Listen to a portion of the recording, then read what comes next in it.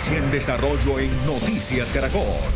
Tras culminar el año judicial, el presidente de la Corte Constitucional, Jorge Enrique Ibáñez, reveló que el año culmina con un aumento exponencial de tutelas, la mayoría solicitando medicamentos. Daniela. También se refirió al incumplimiento de los fallos, a la reforma pensional y hace una revelación sobre la relación de la Corte con el presidente Gustavo Petro.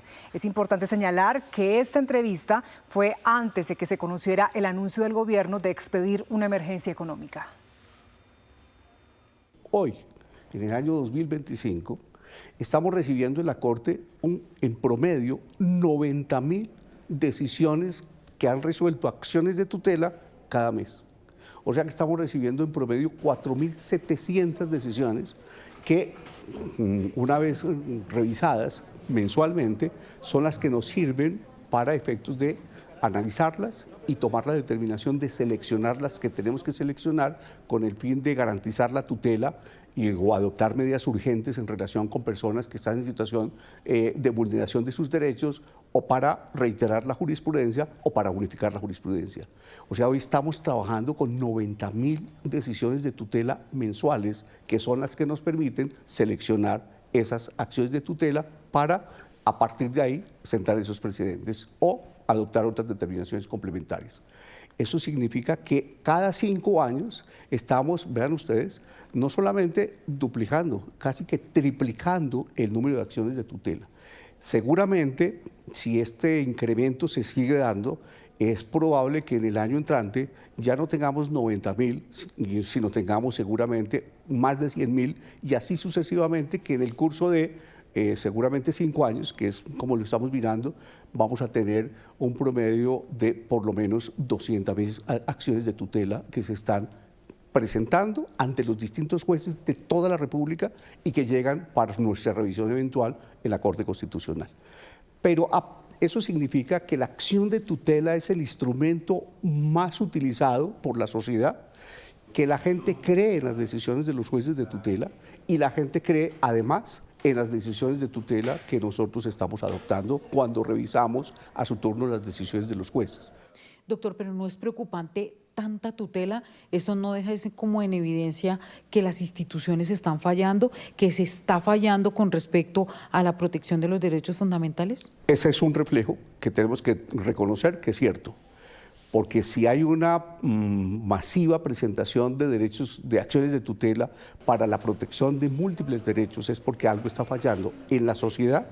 En el caso de las acciones de tutela que se presentan para la protección de los derechos en relación con particulares o frente a las autoridades, que tienen un volumen también importante. Y en ese sentido hay que trabajar en la prevención, y ese debe ser una política pública, en la prevención de la vulneración de los derechos fundamentales. ¿Cuáles son los derechos más tutelados que encontraron en este 2025? Lo que se está reclamando hoy en día es entrega oportuna de medicamentos e insumos, que ha tenido un crecimiento muy alto con motivo de graves problemas que se han presentado especialmente en el sistema de salud. Entonces, la entrega oportuna y, en segundo lugar, la entrega de medicamentos, insumos o servicios incluidos en el plan de beneficios directamente, o de medicamentos, insumos o servicios no incluidos en el plan de beneficios. A su turno, el cuarto está en afiliaciones y retiros del sistema de salud o en general del sistema de protección y seguridad social. El cubrimiento de gastos médicos por parte de las EPS o de las EPSS también. La valoración y diagnóstico médico o la continuidad en la prestación del servicio de salud o el reembolso por pagos médicos o tratamientos para la obesidad, curiosamente por unos grados de ansiedad con los que vivimos últimamente en Colombia, la entrega de historia clínica a pacientes y o representantes legales o el tratamiento integral que se está denegando últimamente, la asignación de citas médicas o la práctica oportuna de procedimientos médicos o los cambios de EPS o de IPS o transporte y viáticos para recibir atenciones en salud, la atención domiciliaria o la protección de la libertad de escogencia de una EPS o la exoneración de pagos. Doctor, eso le iba a preguntar, ¿qué cifras tiene con respecto o qué tan complicado o qué en aumento va el tema de las tutelas por medicamentos y servicios médicos? De acuerdo con los reportes que nos han hecho, en estos momentos tenemos un incremento voy a poner el caso de entrega oportuna de medicamentos e insumos, hay un incremento del 36.26%. Lo mismo en la práctica oportuna de procedimientos médicos, hay un incremento de acciones de tutela en un 28%, en tratamiento integral del 21%, en transporte y atención para recibir atención de salud estamos hablando de un incremento del 11% o de la continuidad en la prestación de los servicios de salud de un 9% o de la valoración de diagnósticos médicos hay un incremento del 5%. Esos son los incrementos altos. Pero fíjense que, por ejemplo, en la entrega oportuna de medicamentos o la práctica oportuna de procedimientos médicos estamos hablando entre un 28 y 36%, que genera una grave preocupación porque significa que ese es el reflejo de lo que está sucediendo y algo está sucediendo en el sistema de salud. Esa situación a su turno la está valorando la sala de seguimiento para el cumplimiento de las órdenes estructurales y complejas en materia de salud, que ha obligado a exigir del gobierno la adopción de políticas públicas en estos temas, en materia de seguridad social integral. Magistrado, ¿qué hacer? Porque uno lo que nota es que se están incumpliendo los fallos. Desde el año 2020, la Corte ha venido observando que un alto porcentaje de esas decisiones lastimosamente no se cumplen. ¿Qué tanto porcentaje? El doctor Alberto Rojas, justamente iba a señalarle, hablaba en el año 2020 de casi un 60%. Eso nos generó una alarma y luego llegamos a la conclusión que podía estar entre el 40%, 30, 40%. En este momento lo estamos verificando, pero eso es un porcentaje sumamente alto en distintas autoridades, especialmente, que no cumplen con esas decisiones de tutela en todo el país. Razón por la cual el año pasado inclusive empezamos a implementar un esquema tanto con la Procuraduría General de la Nación como con la Defensoría del Pueblo, en el caso de la Defensoría y la Procuraduría como órganos del Ministerio Público para garantizar que efectivamente se cumplan las decisiones de tutela. Magistrado, ustedes han hablado de una determinación con respecto al tema de salud que se ha incumplido. ¿Esto no es un mal ejemplo ante la población colombiana de una necesidad que es la salud y que no se acatan los fallos emitidos por la Corte? Yo lamento mucho que ciertas autoridades, a veces del orden nacional, a veces del orden territorial, en distintos sectores no cumplan las decisiones y entonces la invitación más que a iniciar unos procesos de desacato es la invitación a esas autoridades a que en medio de todo está los derechos de las personas, los derechos de los niños, de las niñas, de los adolescentes, de las mujeres, de las personas en situación, de los indígenas, de los grupos poblacionales, de esta población diversa que es afrocolombiana, de los raizales, etcétera, donde está en juego sus derechos fundamentales. Eso es a lo que le debemos apuntar y esa es la invitación que hace la Corte Constitucional. Doctor, escucha uno con mucha rabia, no se me cumple mi tutela, no se me cumple el fallo. ¿No se ha vuelto una burla el tema de emitir unos fallos y que no se cumplan? Lo digo específicamente por el ministro de Salud, porque incluso, ¿cómo ven ustedes ese tema de la solicitud, de pedir plazos y más plazos cuando la gente está requiriendo el servicio? Que se cumpla. Digamos, hay unos sectores como el de salud donde lastimosamente no se cumplen esas decisiones.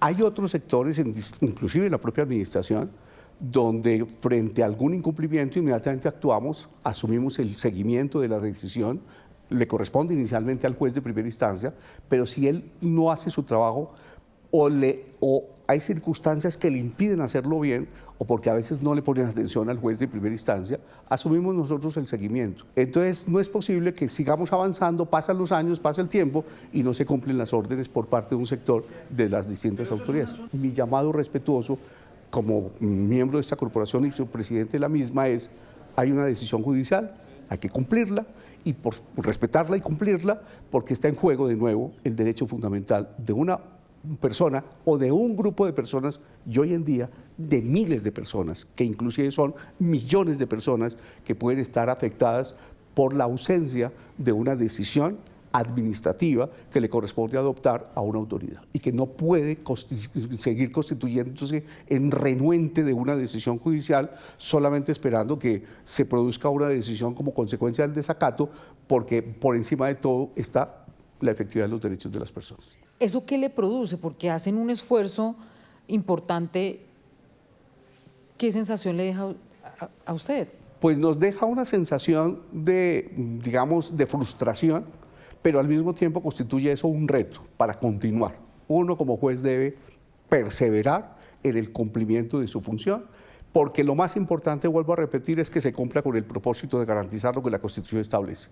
Y esa frustración no puede indicar que entonces tenemos que cruzarnos de brazos, tenemos que continuar garantizando, primero cumpliendo nuestra función y llamando a las autoridades al orden para que, además de la exhortación, se pueda exigir el cumplimiento de las decisiones judiciales. Presidente, le cambio de tema. Esta reforma pensional que está esperando la población colombiana en la medida que los va a tocar directamente, ¿eso cómo va? El conjuez finalmente aceptó la semana pasada y tengo entendido que además solicitó pues, un tiempo prudencial para poder revisar cómo debe ser el expediente. Lo primero que hizo fue verificar que no estaba en curso en alguna causal de impedimento o recusación y por eso hizo su aceptación y al mismo tiempo una manifestación de transparencia. Ahora le corresponde revisar ese proceso y le corresponderá a la Corte a partir del mes de enero verificar en qué momento convoca a la sala plena para revisar este tema y continuar lo más pronto posible con la adopción que en derecho corresponda, la que sea, pero que en todo caso sea el resultado de la discusión de la sala plena. Magistrado, el presidente de la República ha asegurado en varias oportunidades que aquí lo que se ha buscado, y también le ha señalado a usted, que lo que ha querido hacer es engavetar la reforma pensional. ¿Usted qué le responde? Rocío, lo único que yo le puedo decir es que la Corte, en su integridad, con todos los que actúan como magistrados de la Corte, las secretarías, todo, el ponente como sustanciador en este instante ha obrado de conformidad con lo que señala la Constitución, la ley y el reglamento de la corporación. Y todos hemos trabajado para poder adoptar oportunamente las determinaciones que correspondan. Aquí todos estamos cumpliendo. Todos. Aquí no hay sectores, bloques que ideológicamente actúen en determinado sentido, en interés de X o en interés de Y. Todos los magistrados de la Corte Constitucional cumplimos nuestra labor solamente en cumplimiento de lo que la Constitución y la ley nos ordenan. No tenemos una orientación gubernamental, una orientación ideológica de partido, movimiento político o grupo de X o Y, porque simplemente todos estamos prevalidos exclusivamente de una posición que es la de ser magistrados de la Corte Constitucional y obramos siempre para garantizar la tutela judicial efectiva. Magistrado, ¿cómo está esa relación con el presidente Gustavo Petro? Durante todo el año hemos escuchado a usted y a los demás magistrados de las Cortes pidiendo independencia, respeto por la separación de poderes. Es prácticamente en cualquier evento una frase común, un clamor. ¿Cómo están esas relaciones hoy y cómo es el sentir de la Corte frente a las múltiples manifestaciones que ha hecho el presidente Gustavo Petro en contra de la Corte? Pues las manifestaciones de respeto por la independencia judicial han sido unas manifestaciones que en conjunto hemos hecho las distintas corporaciones judiciales, tanto la Corte Constitucional como la Corte Suprema, el Consejo de Estado, la Comisión de Disciplina Judicial y el Consejo Superior de la Judicatura. Y esa ha sido una solicitud de respeto por la autonomía y la independencia judicial que se han formulado tanto por cada una de las corporaciones en su momento, o por los presidentes de cada una de esas corporaciones, o a través de la Comisión Interinstitucional de la rama judicial. Yo creo que el presidente de la República respeta a la Corte Constitucional como institución. Y es así porque así lo ha manifestado. Tal vez su discrepancia o su enojo o su consideración lo es en relación con quien actualmente ocupa la presidencia de la Corte. Pero esa es una situación, si se quiere, digamos, no institucional. Y entonces institucionalmente la Corte no ha tenido que exigir como institución del presidente de la República respeto por sus decisiones, porque él mismo ha dicho respeto las decisiones y las actuaciones de la Corte. Y en esa medida, pues si hay una diferencia de opinión o de criterio en relación con algún magistrado o magistrados de la Corte, incluido el presidente, pues es una situación que escapa a lo institucional y yo la miro así y a su turno la miro como una discrepancia personal sobre la cual respeto el derecho de opinión que el presidente de la República tiene, tanto como ciudadano como servidor público, y así lo debo seguir manejando porque no requiere de mi parte ningún tipo de respuesta altisonante o de ninguna naturaleza. De mi parte, yo sigo respetando íntegramente al señor presidente de la República y no le exijo, sino le pido que en cumplimiento de lo que señala la Constitución pueda él respetar igualmente a todas las instituciones y a las autoridades que representan a esas instituciones. Magistrado, ¿cuáles son los retos para este 2026? Una cosa importante en Colombia es que tenemos que seguir garantizando la preservación de la integridad de la Constitución, pero por sobre todo del respeto de las convenciones internacionales de derechos humanos, lo que nos obliga a pensar en el respeto del orden constitucional, en la garantía efectiva de los derechos y un tema muy importante de cara a las elecciones del año 2026, el respeto íntegro y la preservación de la democracia, que eso será fundamental. Nosotros somos un Estado social y democrático de derecho, razón por la cual tenemos que garantizar todos que debemos estar garantizando las instituciones, el normal funcionamiento de ellas, la renovación de los cuerpos legislativos, la renovación de las direcciones en la alternación del poder, bajo unas reglas de tranquilidad, paz y convivencia, que es las que garantizan la existencia, además del Estado de Derecho, del Estado social y democrático de derecho, la preservación de la democracia.